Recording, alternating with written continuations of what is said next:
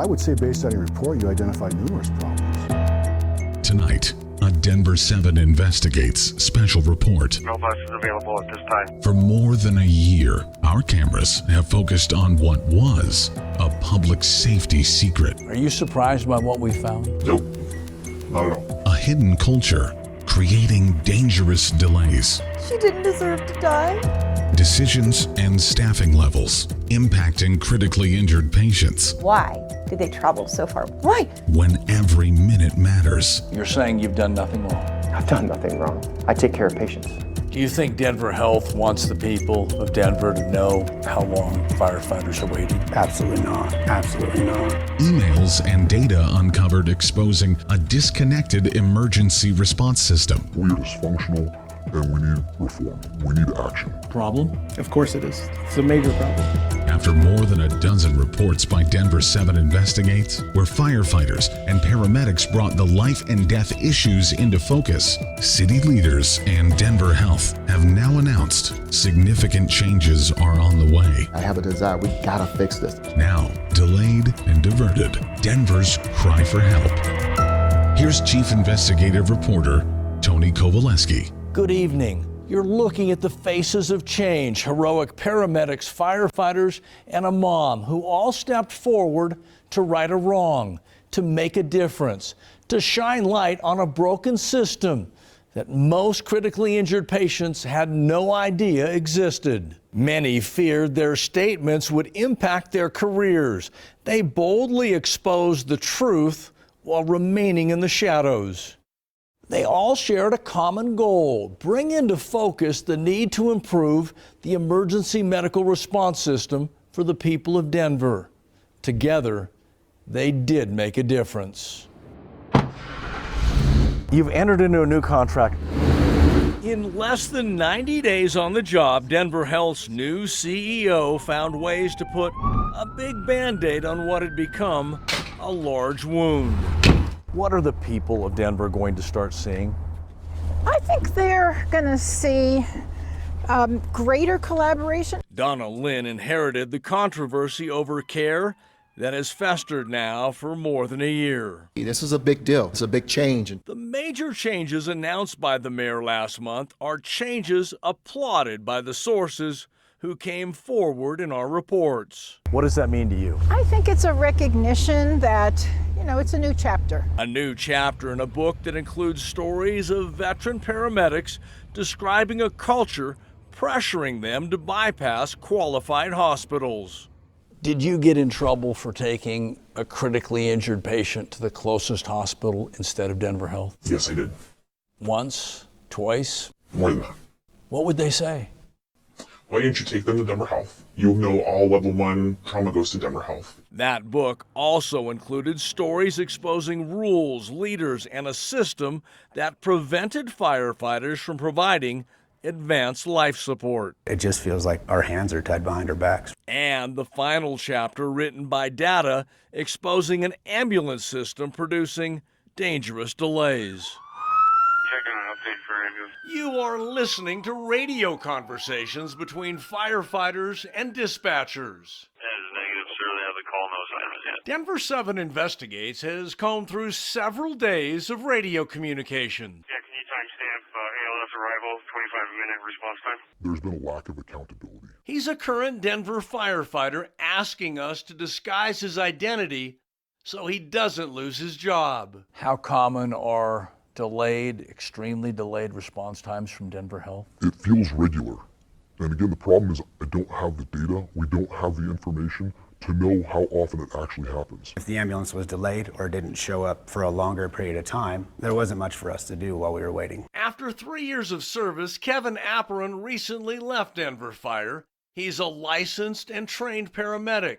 But Denver Health's leadership did not allow him to use his paramedic training to save lives. Do you think Denver Health wants the people of Denver to know how long firefighters are waiting? Absolutely not. This database, managed by the Denver Fire Department and obtained exclusively by Denver7 Investigates, shows how long firefighters in Denver waited for ambulances last year.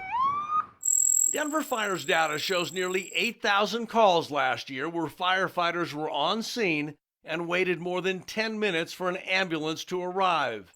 More than 1,600 calls where fire crews waited more than 20 minutes. More than 450 calls where firefighters waited at least 30 minutes.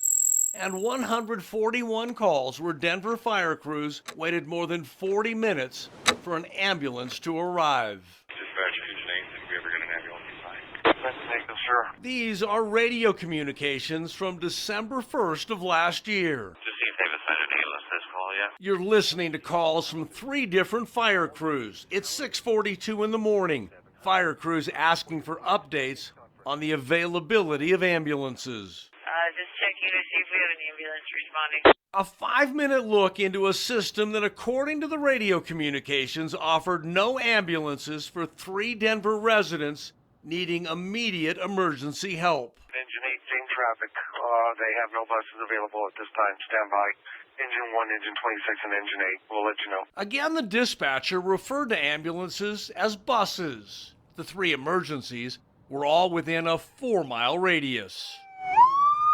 No ambulances available, a moment confirmed in this email sent by a Denver firefighter. It references waiting more than 30 minutes for an ambulance for a critical Code 10 emergency. The firefighter wrote, "This seems unacceptable," and added, 3 other units on calls in different parts of the city were waiting for ambulances at the same time. Our review found multiple examples, including this email from another firefighter, also in December of last year. We talked with the ambulance crew, and they said there were only 4 ambulances on the street for the entire city. Help me understand how that's acceptable in a city like Denver. I'm sorry, I can't help you understand that. We shared the data and the findings of our investigation with Denver City Council member Kevin Flynn. What did that data say to you? 30 plus, 459 times last year, and that's a problem. Where are our units deployed? Why can't we get there sooner? Our digging uncovered more questions inside the paramedic division at Denver Health, including why the hospital's medical director started and then, for some unknown reason, ultimately prevented firefighters from administering IVs when ambulances were delayed. All units come in. They are trained to run into burning buildings and save lives. It's be an offensive attack at this time. Trained to climb tall ladders. Smoke's going to be coming from the east side of the structure. And direct high-powered hoses. I need a supply line. But currently in the city of Denver, firefighters are prevented from using this bag of liquid and this needle to save lives. Help me understand, what impact is this having on the people of Denver? The people of Denver are not getting the service that they think they are getting. Who's making those rules?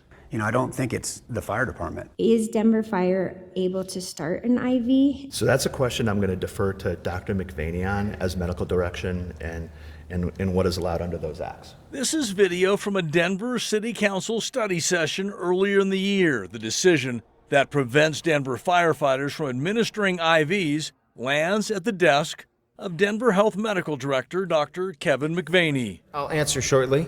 Denver Fire does not start IVs.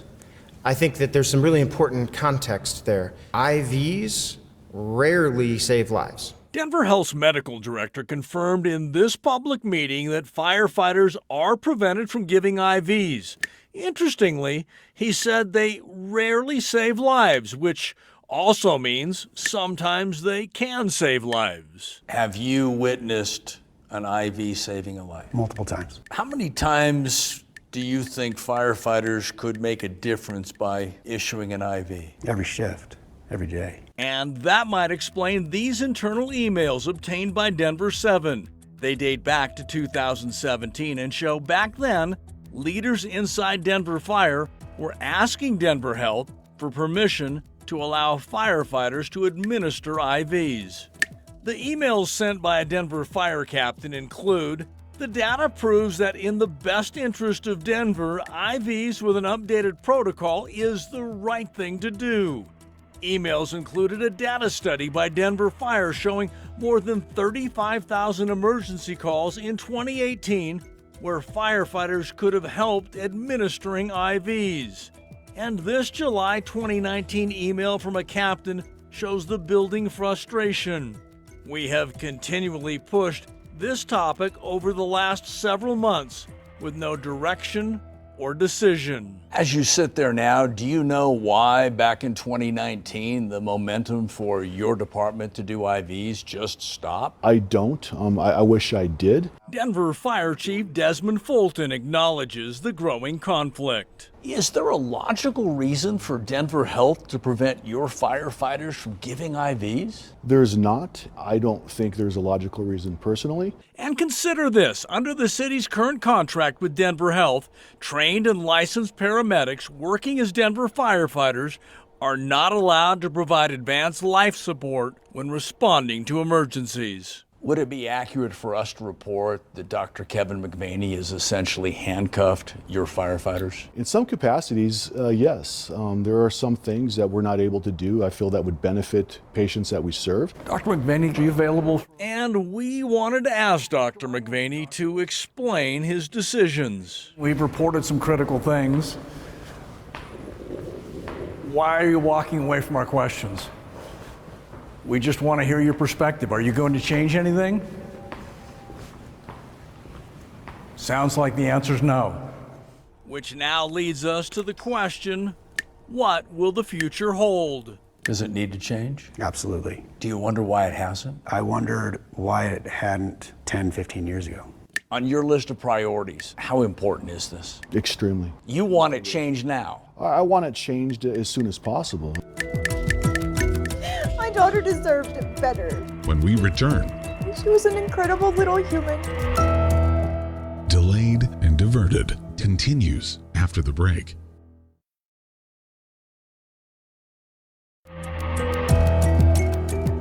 Welcome back. Denver firefighters and Denver paramedics were not the only ones wanting answers from Denver Health. Perhaps the most significant nugget our team uncovered was a critical email from a Denver firefighter, and that led us to a mom in Inglewood. 911, what is the address of your emergency? My daughter deserved better. They are images and moments in time Andrea Plunkett's mom will never forget.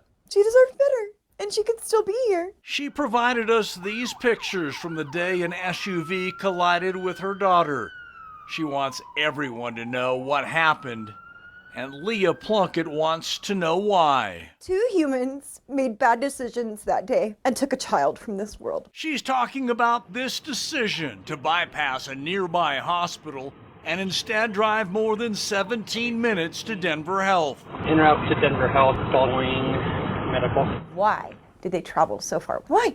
She has questions about what Denver7 has uncovered in this email from a Denver firefighter, what we found in this paramedic patient care report, and what we discovered in this video from a body camera.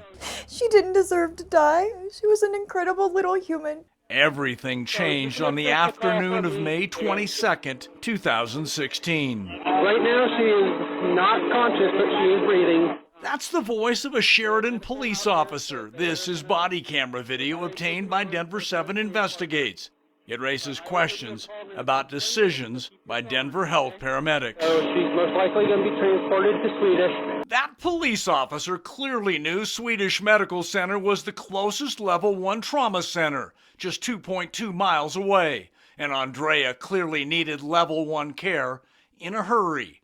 Instead, the paramedic crew chose to drive her 3 times farther, 6.6 miles away, to Denver Health. I wanted to know what took so long for my daughter to get medical care. Why does it take 20 minutes to get somebody life-saving blood and oxygen to their brain? Every second of that was killing her. Hospital reports and body camera video confirm the following. It took paramedics 10 minutes and 16 seconds to arrive to help Andrea. The national standard is less than 9 minutes. Paramedics then spent 5 minutes and 40 seconds on scene. And then, instead of taking her to Swedish just a couple minutes away, They spent 17 minutes and 28 seconds driving to Denver Health. What ultimately took her life was the lack of oxygen to her brain. Why 20 minutes? Why over 20 minutes? There's a hospital 5 minutes down the street with a trauma 1 center. The answer to that question may have come from courageous former paramedics. They asked us to protect their identities. Why would a paramedic drive 10 or more miles further and avoid a closer level 1 trauma center? Because if I transport the patient to Denver Health, no matter what the patient outcome is, I won't get second guessed by my medical direction. If I transport them to another facility, it will be scrutinized and reviewed a lot closer. In all, more than a half dozen current and former paramedics told Denver7 pressure from upper management produces decisions like we discovered with 11-year-old Andrea. Are you surprised by what we found? Nope, not at all. All level 1 trauma goes to Denver Health. You will go by other level 1 trauma centers to go to Denver Health. If not, you were questioned as to why you did not take that patient to Denver Health. This one is the last picture of us together that I'll ever get to have. Others have joined Andrea's mom questioning the culture inside Denver Health. Denver7 Investigates uncovered emails from senior leaders at UC Health back in 2021. All questioning Denver Health's decision to bypass that hospital with critically injured patients more than a dozen times, including a gunshot wound in Green Valley Ranch and a critically injured survivor of a serious car crash. You're saying you've done nothing wrong? I've done nothing wrong. I take care of patients. He's the doctor in charge of Denver Health's paramedics division. During this interview, he doubled down on his hospital's decisions. I wouldn't change a thing about how we equip and take care of our trauma patients. Which explains why multiple sources confirm Denver Health made no changes in its culture after this memo sent by a Denver firefighter on the day Andrea was hit by the SUV. Hey, who's going to the hospital? I can. Go. The email includes another incident involving Denver Health ambulances passing up Swedish Hospital to take a critical patient to Denver Health. You're going Swedish? Denver Health. That was a police officer questioning where the paramedics were taking Andrea. The email sent more than 5 years ago includes this telling line. The crew was very upset and they stated this keeps happening in Sheridan where they do not go to the closest level 1 hospital. They have stated this is the 4th time they recall something this significant happening. You've read that email. What did it say to you? Murphy Robinson served as Denver's deputy mayor when we uncovered that email. Those emails said that we have a very frustrated group of firefighters who believe that something must change. This is shortly after Denver Fire pulled up. And here's another problem. We also showed Denver's deputy mayor this report. Take a close look. Paramedics claim they only spent 16 seconds attending to Andrea before transporting her to Denver Health. The body camera video tells a different story, showing 5 minutes and 40 seconds at the crash site. Combined with an extended response time and the decision to bypass Swedish, in all, a total of more than 30 minutes for Andrea to get to an emergency room. I think the facts of the video aren't accurately reflected in this specific report. A problem? Of course it is. It's a major problem. If you could talk to the chief executive officer of Denver Health right now, what would you say to her? I would want her to explain her policy. It's unfair. It's not right. You're going Swedish? Denver Health. Like, I can't even explain my emotions right now because on one side, I'm sad and I'm upset that my baby's not with me. On the other, I'm raging. When we return, I have a desire. We gotta fix this. Delayed and Diverted continues after the break.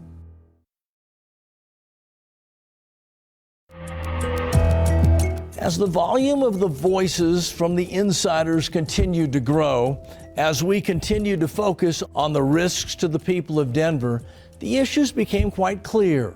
Combined, it created a pressure that forced response and reaction from city leaders, including the mayor and the now former CEO of Denver Health. I'm happy that it's coming to light. Do we have a bus assigned to us yet? We need to make some changes and make things better. We need to figure out what is, again, the root cause of that problem and how are we going to address it. Denver's executive director of public safety was one of the first city leaders to speak out. What I would like to do is develop a formal policy and mechanism for when we have one of those responses that I don't find out about it through a Tony Kowaleski report. We gotta fix this. Denver's mayor also sent a strong message. You know, we have got to improve the entire system. This is not okay. Nobody deserves to be in pain or to see a loved one die when we know we could have saved them. In reviewing the road that led to the changes, it was perhaps this interview back in August, an interview that followed more than a year of critical reports,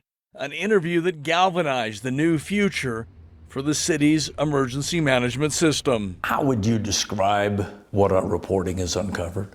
Well, first of all, it's disappointing. It's painful to watch. I feel for our firefighters who I know want to do the very best. Mayor Michael Hancock used strong language and was very passionate when he made his intentions clear to city leaders, Denver Health, and the people of his city. There's no excuse for the kind of delays that our firefighters articulated and you certainly showed on camera. Will what happened in the past not be accepted in the future? Listen, none of this is acceptable today. So it's not, I mean, if you're talking about delayed response or not choosing the right emergency room to get people to for the best care, the quickest care, none of that's acceptable today. And so what we're going to do our very best to do is to make sure that we limit those types of tough decisions and wrong decisions in the future.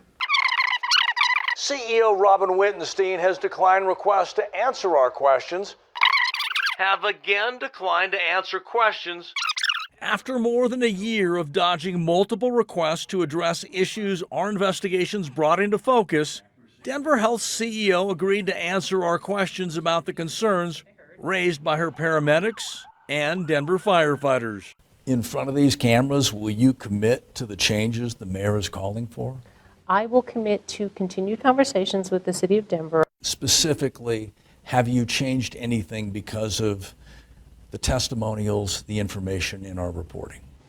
There haven't been specific changes that have been necessary. In the final days of her leadership, as she prepared for her retirement, the outgoing CEO stood firm in her criticism of the testimonials included in our reports. But after a year of reporting, you just said to me, nothing has changed. All those people came forward and said you had a culture problem, yet you've changed nothing. We continue to talk to our employees to see what else do we need to do. Denver Health CEO did confirm that after the hospital's paramedics division failed to meet response time standards last year, Denver Health is now working to hire more paramedics and get more ambulances on the street. In conclusion, should the people of Denver expect better service from your paramedic division?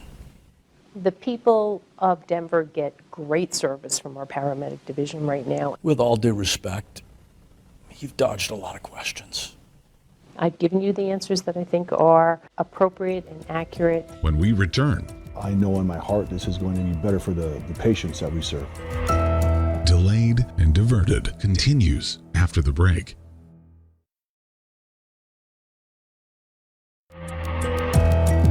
So here we are now a year later as a result of the firefighters and paramedics who simply would not accept the status quo.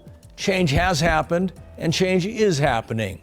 Denver Health CEO announced her retirement during our reporting. Shortly after the hospital's new CEO took over, the man in charge of the paramedics division, Denver Health's medical director, announced his resignation. In addition, the city now has a new operating agreement between Fire and Denver Health. City leaders tell us it opens the door for quicker responses and better care for the people of Denver. Did you ever think you'd be sitting here talking about the change that's happened? I did not, to be quite honest with you, but I know in my heart this is going to be better for our organization. It's going to be better for Denver Health and most important, better for the patients that we serve. When I tell you the sources that have been talking to us are pleased that there's been change, what does that mean to you? I think it's a recognition that, it's a new chapter. What role did the journalism play in this? A significant role. I mean, I absolutely think not only the citizens have you to thank for this, you found that there was ways that we could be better as a fire department, and you found there were ways that we could be better the way we perform patient care. And it was because of that tenacity and that awareness that you gave us the opportunity to be better ourselves, and I appreciate it. In the end, nearly 36 changes to the city's operating agreement with Denver Health. Firefighters are now trained to administer IVs, and in the coming months, more training to allow firefighters to provide the most advanced life support to patients in need. Significant changes opening a new chapter for the Mile High City. What are you hoping for the future now that this new agreement is in place? The most important thing is that the citizens of the city and county of Denver get the care that they deserve. By all indications, it looks like the winner in this agreement is the people of Denver. Which is what we want. They deserve the best care, and we're going to continue to give them the best care. We leave you tonight with a thank you to the men and women who risked their careers to bring about this change. We thank them for the trust. Some sat in front of our cameras, others guided our reporting with critical phone calls, meetings, or emails. Without their passion and guidance, none of this change happens. Together, their love of Denver, their cry for help brought into focus dangerous delays and diversions, and ultimately produced improved emergency responses for the people of their city. I'm Tony Kowaleski. Thanks for watching, and good night.